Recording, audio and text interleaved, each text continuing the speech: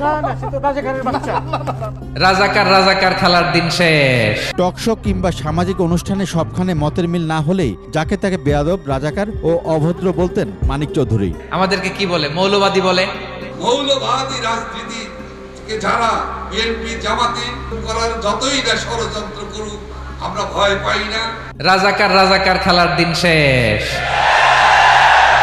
মুক্তিযোদ্ধার সন্তান নাতিপুতিরা কেউ মেধাবী না, যত রাজাকারের বাচ্চারা নাতিপুতি হলো মেধাবী, তাই না? মন মতো হইলে মুক্তিযোদ্ধা, মন মতো না হইলে রাজাকার। এই দিন শেষ, ওই দিন আর নাই। এই কার্ড দিয়ে আর খেলার দিন নাই। এগুলো মানুষ আর খায় না এখন, এগুলো গিলে না আর। সাধারণ মানুষ বড্ড সচেতন। কি সরকার আছে? সরকারকে পালাতে বলে। লাফালাফি বেশি করবা না। 12 কোটিতে গাছের গোড়া আসতে নাড়া দেবে, মামু বাড়ি দিল্লি গিয়ে পড়বা। বাংলাদেশ থেকে পালিয়ে যাওয়া সাবেক প্রধানমন্ত্রী শেখ হাসিনাকে সাময়িকভাবে থাকার অনুমোদন দিয়েছে নয়াদিল্লি। দেখেন, কালের বিবর্তনে সময়ের আবর্তনে একই পরিক্রমা। আমাদেরকেও ট্যাগিং করে, আমাদেরকে মৌলবাদী বলে, ব্যাকডেটেড বলে, রাজাকার বলে, জঙ্গি বলে, যুদ্ধাপরাধী বলে। আছে না এরকম? ওয়াসবির আলা মা ইয়াকুলুন, নিজের সাথে মিলায় নেন। যা বলে ধৈর্য ধারণ করো। ওয়াহজুরহুম হাজরান জামিলা, জাস্ট ইগনোর দেম, ভালোভাবে ইগনোর করেন, খালাস, সালাম দিয়ে কেটে পড়েন। তাহলে প্রিয় ভাইরা, এই বিপদ আপদ আমাদের পিছু ছাড়বে না, পিছু ছাড়বে না। নবীদের পিছু ছাড়ে নাই, আমরা কোথায়? আমরা আর কি? বিপদ আমাদেরকে ধৈর্য ধারণ করতে হবে, মনোবল হারাইলে হবে না। দেখেন বিশ্বনবী কিভাবে আপনাদেরকে সান্ত্বনা দেয়। বিশ্বনবী বলেন, আজাবান লি আমরিল মুমিন, মুমিনের ব্যাপারটা বড় আশ্চর্যজনক। ফাইন্না আমরাহু কুল্লাহু লাহু খাইর, মুমিনের জীবনে যা ঘটে সবটাই খাইর, সবটাই কল্যাণ। ইন আসাবাতহু সাররাউ শাকারা ফাকানা খাইরাল্লাহ ওয়া ইন আসাবাতহু দাররাউ সাবারা ফাকানা খাইরাল্লাহ। মুমিনের জীবনে যদি সুখ আসে তাহলে মুমিন শুকরগুজার হয়, এটা তার জন্য ভালো। আর যদি মুমিন জীবনে দুঃখ আসে তাহলে সে সবর ইখতিয়ার করে, এটাও তার জন্য ভালো। সুবহানাল্লাহ।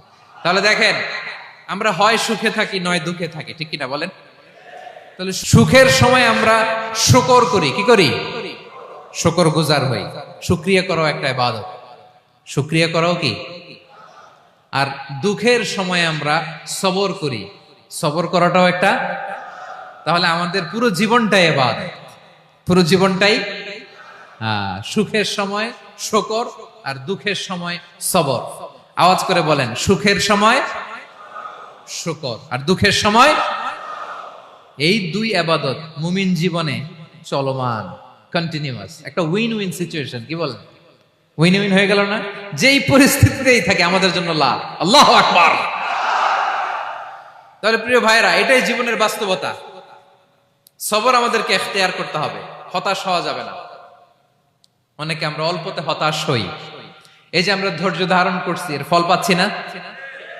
দীর্ঘ 1.5 যুগ 1.5 দশক ধরে ধৈর্য ধারণ করছেন না আপনারা? এখন মুক্তি, স্বাধীনতা, বিজয় এনে দিয়েছে কে? ধৈর্য ধারণ করুন। ধৈর্যের যে ফলাফল, এটা বড় মিষ্টি। ধৈর্য এমন একটা গাছ, এই গাছের সারা গায়ে কাটা, কিন্তু এর ফলটা বড় সুস্বাদু, এর ফলটা বড় মিষ্টি। ধৈর্য ধারণ করার অভ্যাস করতে হবে প্রিয় ভাইরা। মুমিন হতাশ হয় না, হাল ছেড়ে দেয় না। মুমিন ভরসা রাখে একজনের উপর, তিনি কে? লা তাইয়াসু মির রাউহিল্লাহ ইন্নাহু লা ইয়াইয়াসু মির রাউহিল্লাহি ইল্লাল কওমুল কাফিরুন। আল্লাহর রহ থেকে, রহম থেকে নিরাশ হয়ে যাও না। কাফির ছাড়া, অকৃতজ্ঞ ছাড়া কেউ আল্লাহর রহ থেকে, আশা থেকে নিরাশ হয় না। শয়তানের সবচেয়ে বড় মিশন হলো আমাদেরকে হতাশ বানানো, এটা খেয়াল রাখবেন। শয়তানের সবচাইতে বড় মিশন কি? আমাদেরকে হতাশ করে দেয়া। হতাশ বানাইতে পারলে সে সাকসেসফুল, খুশি। কিন্তু আমরা এত সহজে হতাশ হই না, আমরা নিরাশ হই না, আমরা বিপদে হাল ছেড়ে দেই না। আমরা ভরসা রাখি এক মহান সত্তার উপর, তিনি কে? মনে থাকবে?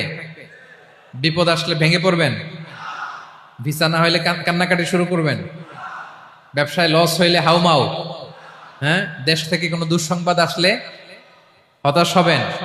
ভেঙে পড়বেন? ধৈর্য ধারণ করব আমরা। আওয়াজ করে বলেন, আমরা কি করব? সবর। বিপদ ট্যাকেল দেওয়ার প্রথম স্টেপ হচ্ছে সবর। ধৈর্য ধারণ করতে হবে। অবশ্যই সাবিরিন, ধৈর্যশীলদেরকে সুসংবাদ দাও। বিপদ থেকে বাঁচার দ্বিতীয় স্টেপ হচ্ছে এই বিপদ থেকে উত্তরণের চেষ্টা করতে হবে। কন্টিনিউয়াস প্রচেষ্টা চালিয়ে যেতে হবে। ওয়াল্লাযীনা জাহাদু ফিনা লানাহদিয়ান্নাহুম সুবুলানা, যারা আমার রাস্তায় চেষ্টা করে, প্রচেষ্টা করে, স্ট্রাগল করে, তাদেরকে আমি পথ দেখিয়ে দেই, সুবুল দেখিয়ে দেই, ওয়ে আউট দেখায় দেই, এক্সিট দেখায় দেই। কোথাও আটকাবেন না আপনি, আপনাকে এক্সিট দেখায় দিবে কে? মালয়েশিয়াতে কেলুয়ার বলে না? কেলুয়ার কি বলে চিনেন? কেলুয়ার মানে কি? এক্সিট। এক্সিট পেয়ে যাবেন, আটকাবেন না আপনি জীবনে কোথাও। 3 নাম্বার, আল্লাহর উপর তাওয়াক্কুল করতে হবে বিপদ আসলে। ওমাইয়া তাওয়াক্কাল আলাল্লাহি ফাহুয়া হাসবুহ, আল্লাহর উপর যে তাওয়াক্কুল করে আল্লাহই তার জন্য যথেষ্ট হয়ে যায়। তাহলে বিপদে প্রিয় ভাইয়ের আমরা প্যানিক হব না, ধৈর্য ধারণ করব, বিপদ থেকে উত্তরণের সর্বোচ্চ প্রচেষ্টা চালিয়ে যাব, আর ভরসা রাখবো একজনের উপর, তিনি কে? আর বিপদ আসলে এটাকে নেগেটিভলি নেবেন না সব সময়। বিপদ আপদ এটা অনেক পজিটিভ ভালো জিনিস আমাদের জীবনে বয়ে নিয়ে আসে। শাইখুল ইসলাম ইবনু তাইমিয়া আলাইহি রাহমা উনি বলতেন, খুব দামি কথা, খুব হেভি ওয়েট কথা, মনোযোগ দিয়ে শুনুন। তিনি বলতেন, যে নেয়ামত তোমাকে আল্লাহ থেকে দূরে সরায়, ওই নেয়ামতের চেয়ে বিপদ ভালো যে বিপদ তোমাকে আল্লাহর দিকে ধাবিত করে। আই রিপিট, আমি আবারও বলি, যে নাজ নেয়ামত তোমাকে আল্লাহ থেকে দূরে সরিয়ে দেয়, সে নাজ নেয়ামতের চেয়ে ওই বিপদ আপদ ভালো যেই বিপদ আপদ তোমাকে আল্লাহর কাছে টেনে নেয়। তাহলে বিপদ আপদ আসলে আপনি হতাশ হবেন?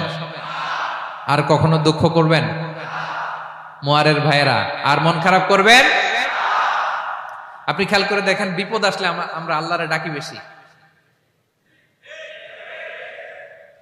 যখন অসুস্থ আপনি খেয়াল করেন তো, আল্লাহ আল্লাহ তুমি ছাড়া বাঁচানোর কেউ নাই, আল্লাহ আল্লাহ তুমি হেফাজত করো, আল্লাহ তুমি সুস্থ করে দাও।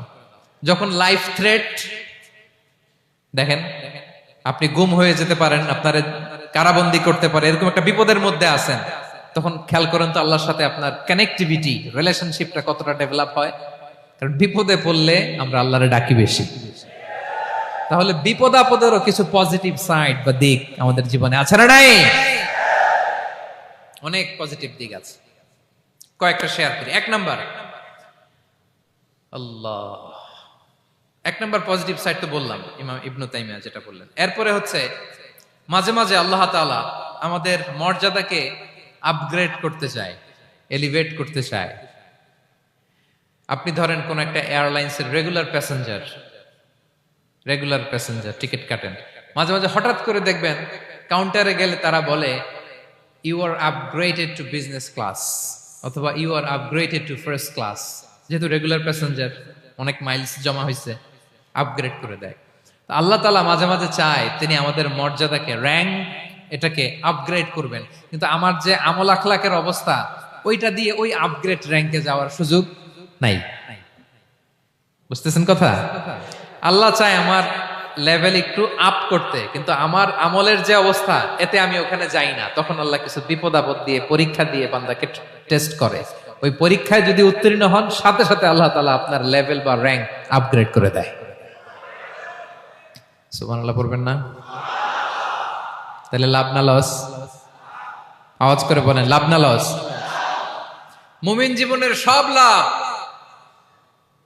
যত বিপদ আপদ আপনাকে স্পর্শ করে, প্রতিটাতেই আপনার জন্য কল্যাণ। বিষ্ণু ইসলাম বলেন, মা ইউসিবুল মুসলিমা মিন নাসাবিন ওয়ালা ওয়াসাবিন ওয়ালা হাম্মিন ওয়ালা হুজনিন ওয়ালা আযান ওয়ালা গাম্মিন হাত্তা শাওকাতি ইউশাকুহা ইল্লা কাফারাল্লাহু বিহা খাতায়া। আপনার জীবনে যত দুঃখ, যত যন্ত্রণা, যত টেনশন, যত অ্যাংজাইটি, যত ইনজুরি, এমনকি গোলাপ ফুল পাড়তে যে ওখানে যে কাটা বাঁধছে, বরই খেতে যে বরই গাছে ওঠার পর যে একটা কাটা বিঁধছে আপনার হাতে, এর কারণে আল্লাহ তাআলা আপনার গুনাহ মাফ করে দেয়। সুবহানাল্লাহ।